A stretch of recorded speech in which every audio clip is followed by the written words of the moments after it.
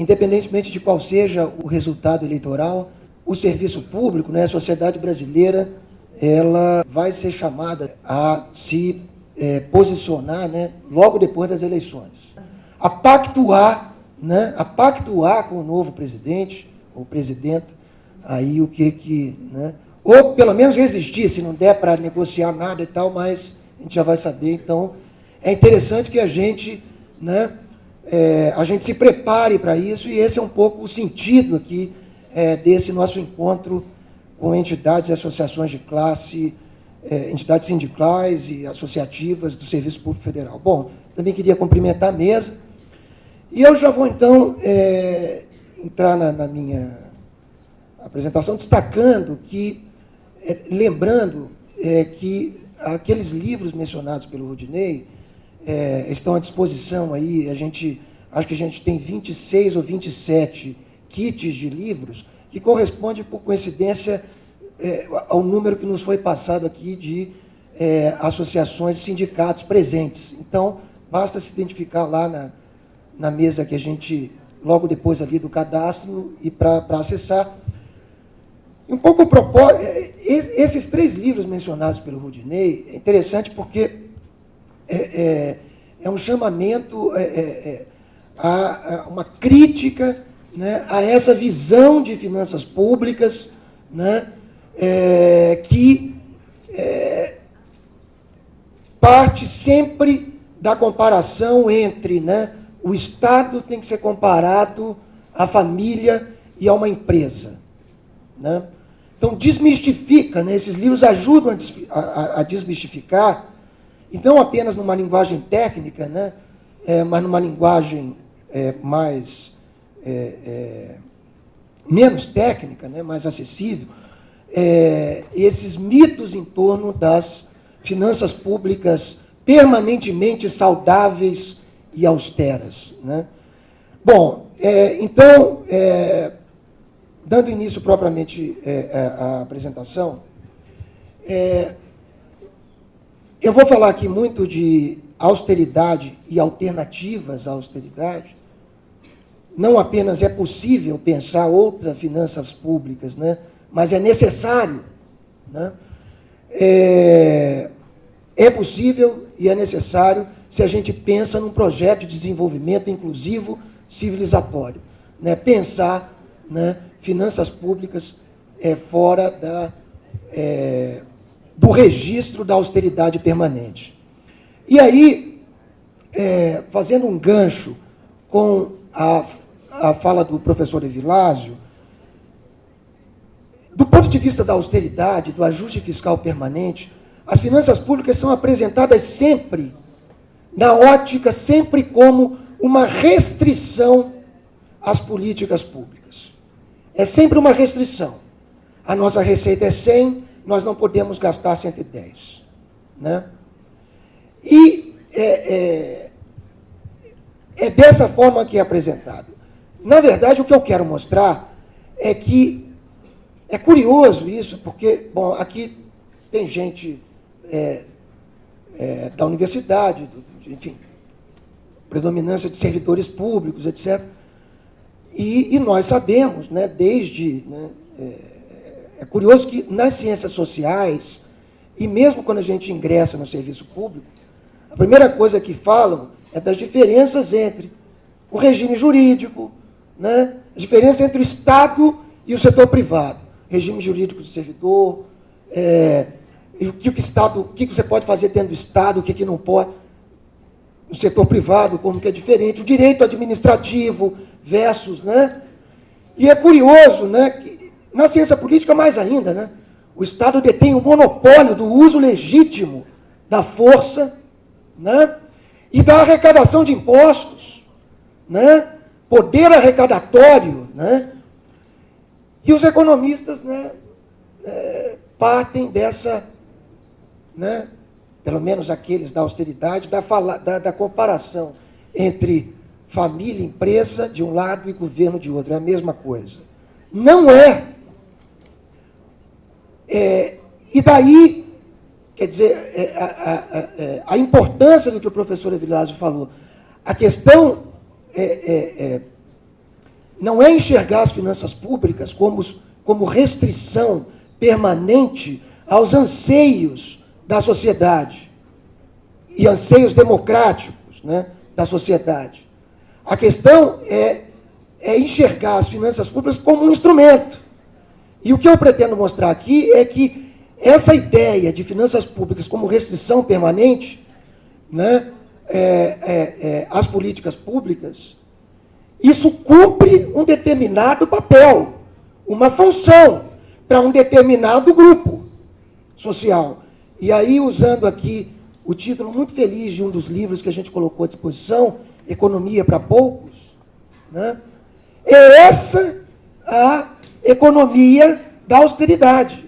É uma economia e é um desenvolvimento, se a gente quiser, né, enfim, um crescimento, mas uma economia de e para poucos, né? A restrição, dizer que não há alternativa, é um véu, na verdade, porque há alternativa. É um véu em torno desse projeto, né? Um projeto para poucos. Eu dividi a minha apresentação em 3 partes, principalmente. A primeira, essa economia política da austeridade, o que está por trás da austeridade, dizer que o Estado não pode. Como o Zé Celso falou, o Estado é uma arena em disputa, né, na sociedade. E eu gostaria de acrescentar, uma arena muito poderosa. O Estado pode muito, né? Para ficar na questão econômica, o Estado arrecada imposto, né?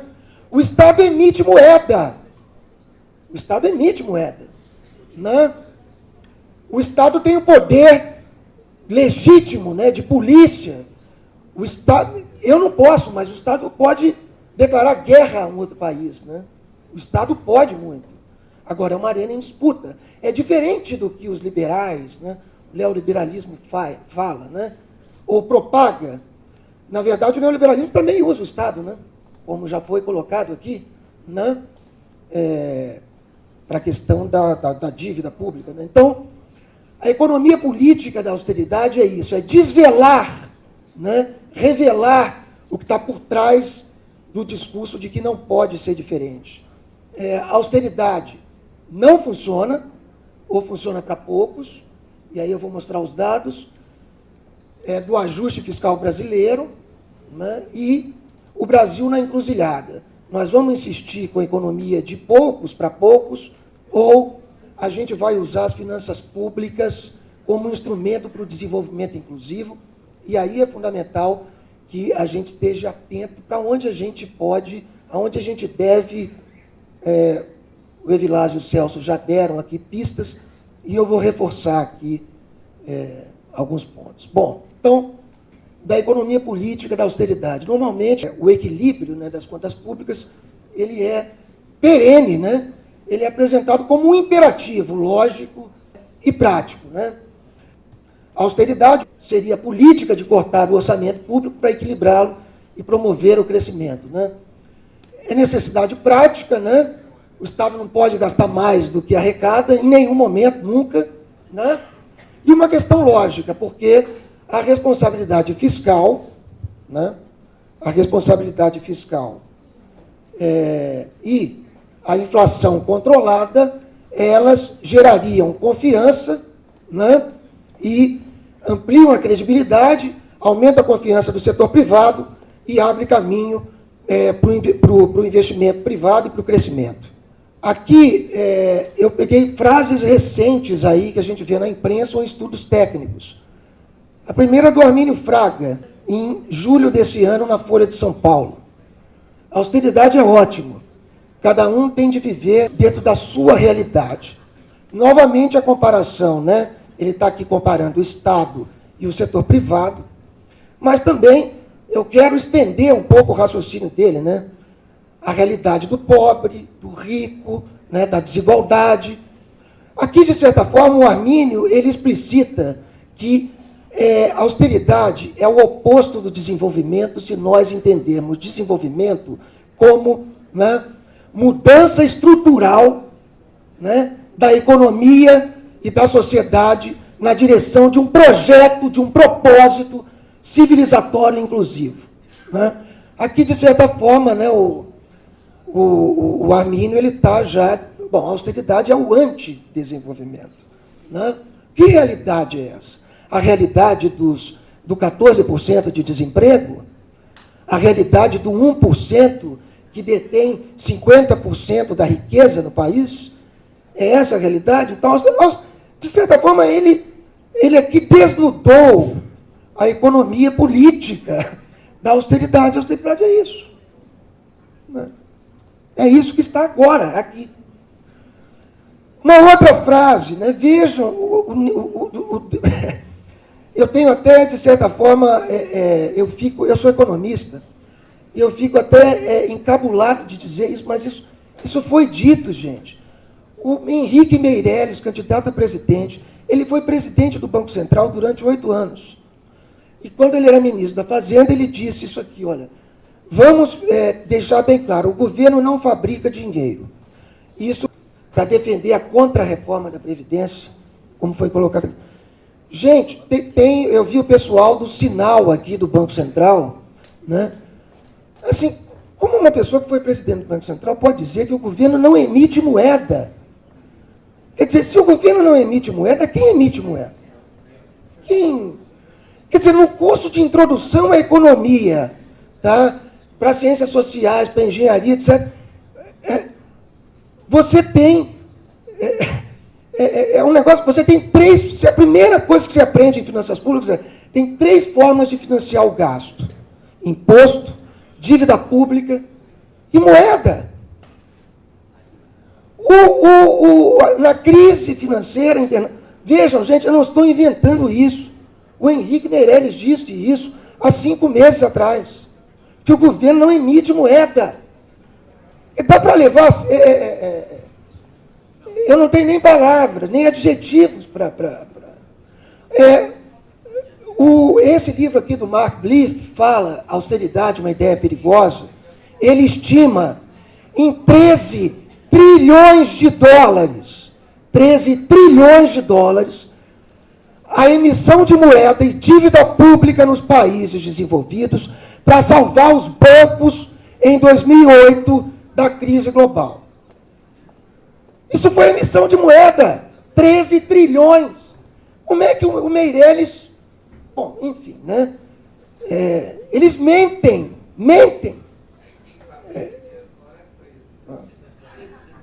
Porque é ilegal, de fato. Isso é importante para o Estado. Ser o que é, que ele tem o monopólio da emissão. Né?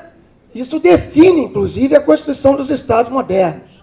Bom, e uma terceira frase, aí uma discussão mais técnica, da Instituição Fiscal Independente do Senado. Na verdade, não é tão independente assim. E aí, olha, já que o Estado não fabrica dinheiro, né, já que a austeridade é ótima, permanente, já que nós temos o teto de gastos federal, né, por 20 anos, a pergunta que se coloca, então olha, nós não fabricamos dinheiro, nós não podemos aumentar imposto, nós temos a regra do teto de gastos, então a pergunta que se coloca é, haverá tempo disponível para o próximo presidente aprovar as principais reformas? Previdência, funcionalismo, fim da estabilidade e privatizações? Bom,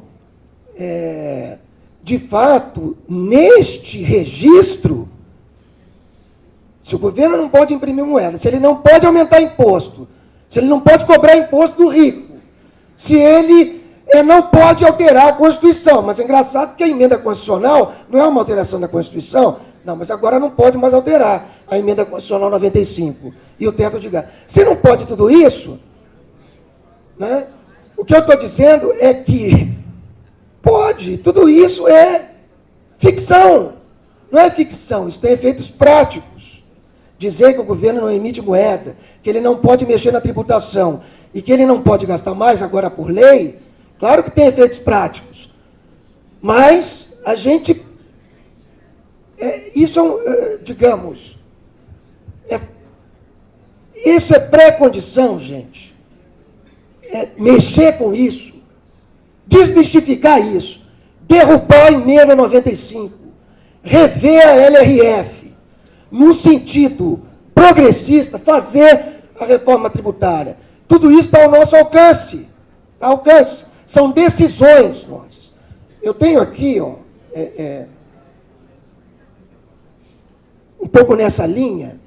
Desculpem a citação aqui, isso não está nos livros aí que a gente está distribuindo, mas essa é uma frase muito interessante de um economista pós-keynesiano, Randall Wray, né? Falando justamente de finanças públicas depois da crise de 2008. Ele escreve isso em 2013, né?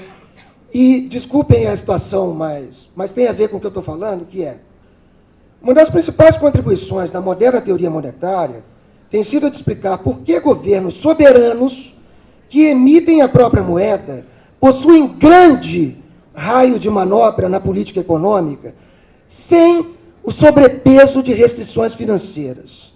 Eles não estão restritos financeiramente como eu estou, como vocês estão, como as empresas estão, como os nossos sindicatos e associações estão. Eles não apenas podem emitir moeda para honrar seus compromissos, como também podem contornar restrições autoimpostas à execução orçamentária.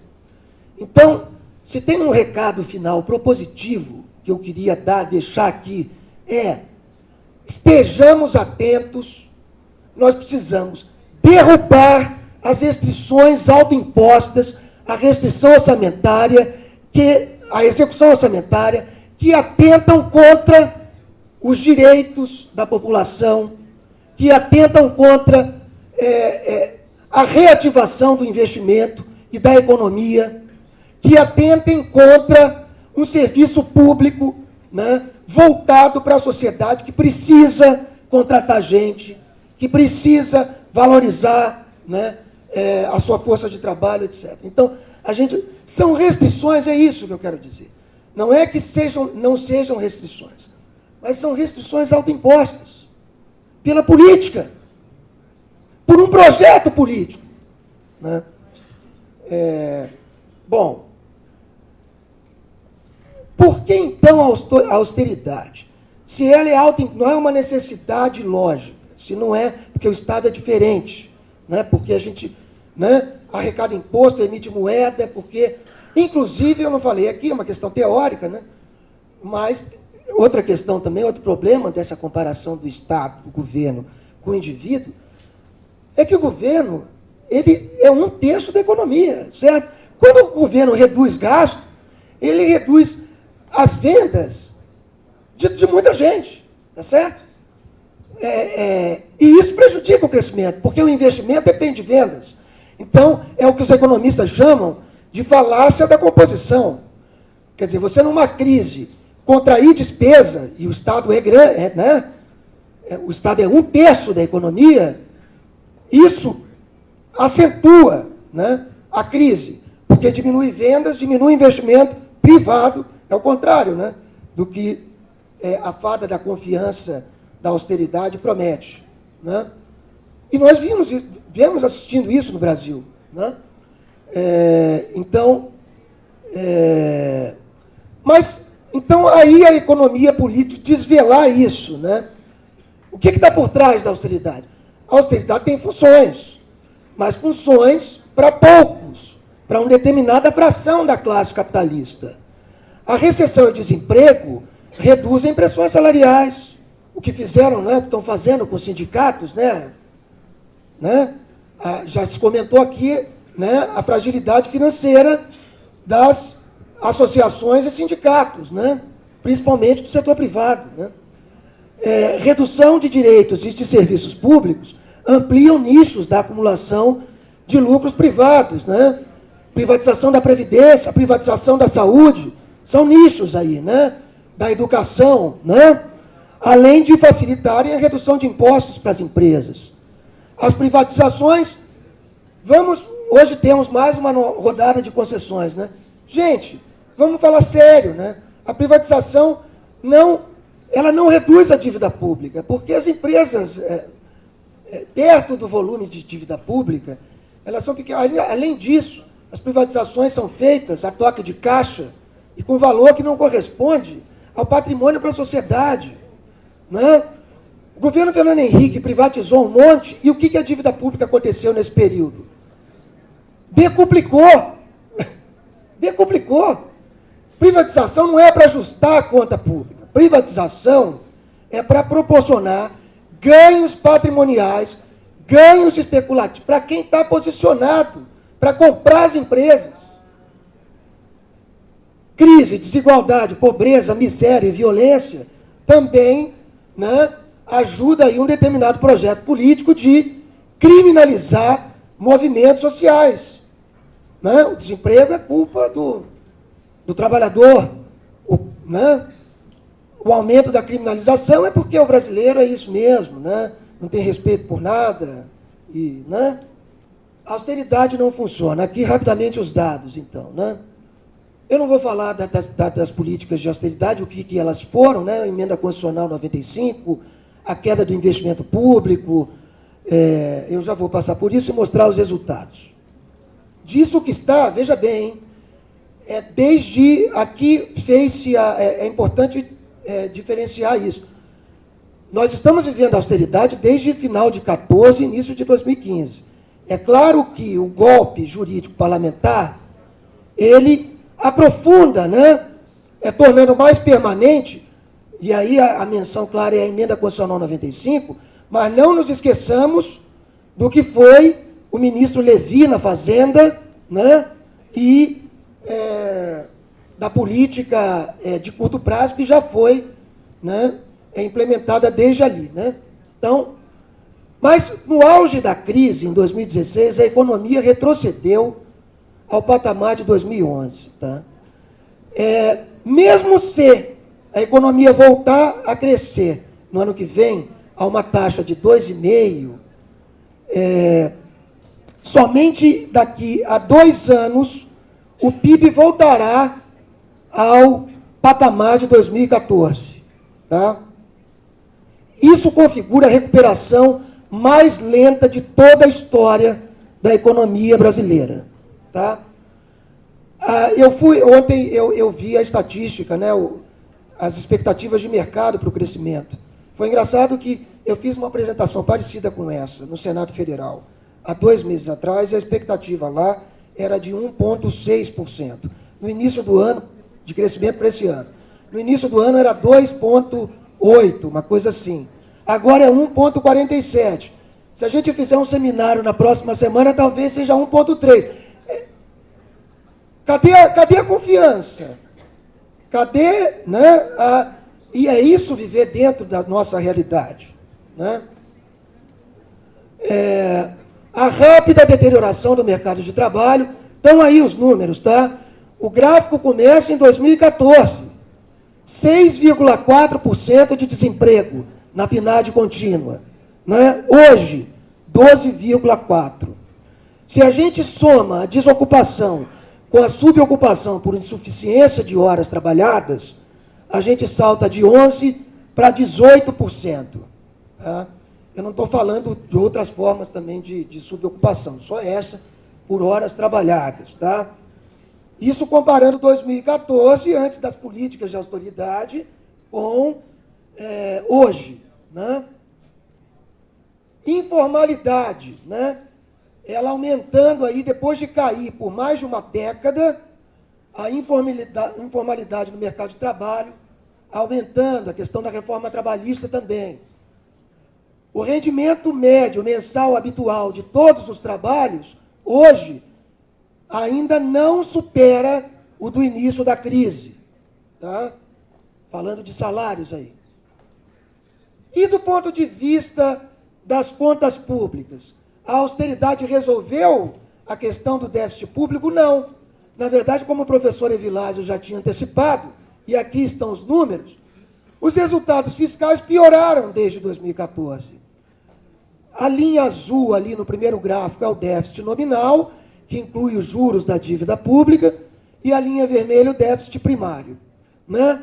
Ambos caíram significativamente quando? Depois de 2013 e 2014, quando da política de corte de despesas. Por que piorou o resultado?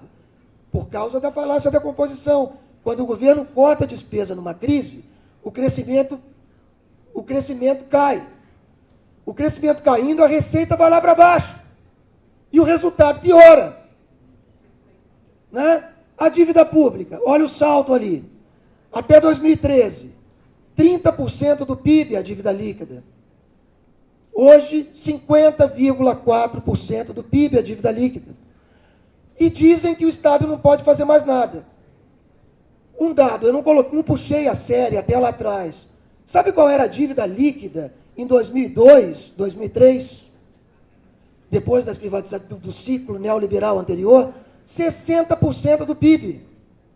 Ela caiu para 30% até 2013.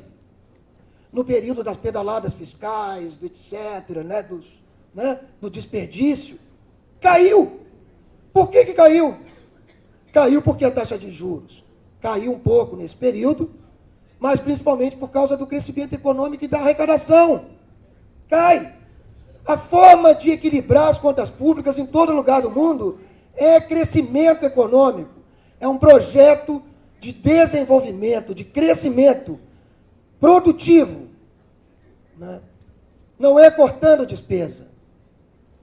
Bom, eu já comentei esse slide, então eu já vou pular o que explica a crise fiscal, né? O que explica a deterioração das contas públicas. Né? É a perda do crescimento econômico aguçada pelas políticas de austeridade. Veja só, não há explosão. Isso é muito interessante, né? Esses dados aqui. Vejam só a média de evolução da despesa primária depois da Constituição de 88, de 99 para cá. O governo que menos expandiu a despesa, qual foi? Que está aí, ó. Tirando 2015 para cá, foi o segundo governo Dilma. E supostamente a presidenta Dilma foi, né, foi criminalizada porque gastava muito. Foi o governo que menos expandiu a despesa desde 99. Aliás, essa é uma crítica, né, que nós podemos fazer ao segundo Dilma.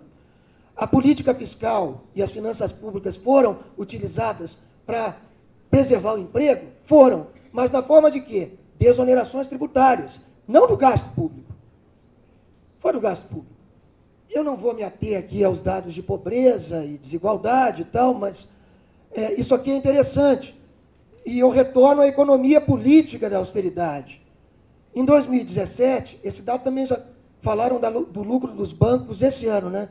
Em 2017, em plena crise, ainda estamos, o lucro dos bancos aumentou 21%. O lucro das 4 maiores bancos no Brasil. O spread bancário no Brasil, em 2016, foi de 39%. O spread, a diferença entre o que o banco pega e o que ele empresta. 39%. A média dos países de renda média é 5%. 5%. Esse foi um dado que saiu essa semana. Desde 2014, os 5 maiores bancos retomaram 70 mil casas e apartamentos, porque o povo não consegue pagar o imóvel próprio. Cerca de 115 bilhões de reais. O Evilásio também comentou, o dado do Oxfam, 6 brasileiros possuíam em 2016 a riqueza equivalente a 100 milhões, a metade da população. Né? Então, esses são os resultados da austeridade. Sem mudança no regime macro, tá, de juros altos, e na austeridade permanente, o teto de gastos principalmente, o horizonte que se descortina para todos nós é esse aí. Vai voltar a contra-reforma da Previdência, fim dos novos aumentos do salário mínimo. Tem uma candidata que já, né, disse, não tem mais aumento real do salário mínimo, só acompanha agora a inflação. Né?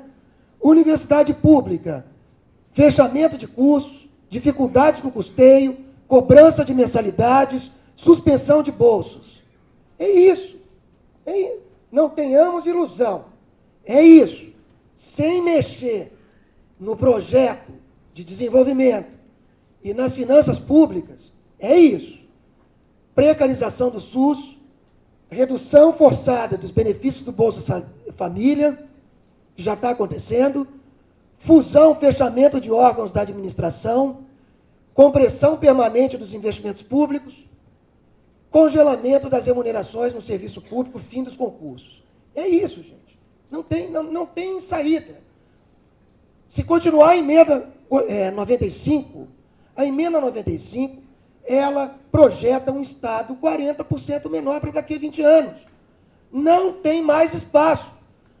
O que nós vamos começar a fazer? Que se a gente não derrubar isso, nós vamos começar a brigar um com o outro aqui. Eu quero ser a carreira mais bem remunerada, eu quero colar no judiciário, eu quero colar na Receita Federal. Para mim tá bom ficar com a Polícia Federal. E, porque, assim, vai ser isso, uma luta, uma autofagia nossa aqui. Porque não tem espaço. Não tem. Não tem porque a gente quer. Para concluir, para fechar, eu já estourei e a gente está perdendo o nosso almoço aqui e as falas de vocês, então eu me peço desculpas, porque às vezes eu me empolgo aqui na discussão de finanças públicas. Mas,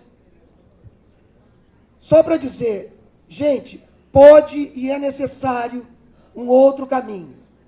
Apesar de toda a crise, eu quero passar rapidamente os dados aqui para vocês. O governo não está quebrado? Pois bem, olha só o que aconteceu com o caixa do governo. Eu sou do sindicato dos auditores e técnicos do Tesouro Nacional e da CGU. Olha o caixa do Tesouro hoje, quanto que está. Está quebrado o Tesouro?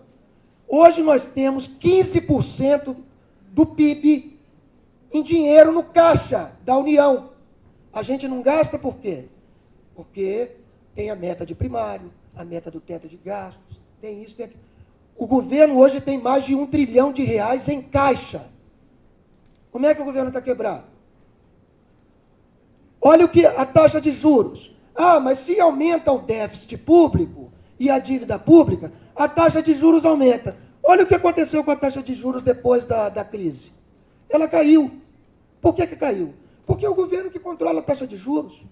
É a Selic. E a Selic caiu porque a inflação baixou, o Banco Central tem lá. Podia ter caído mais.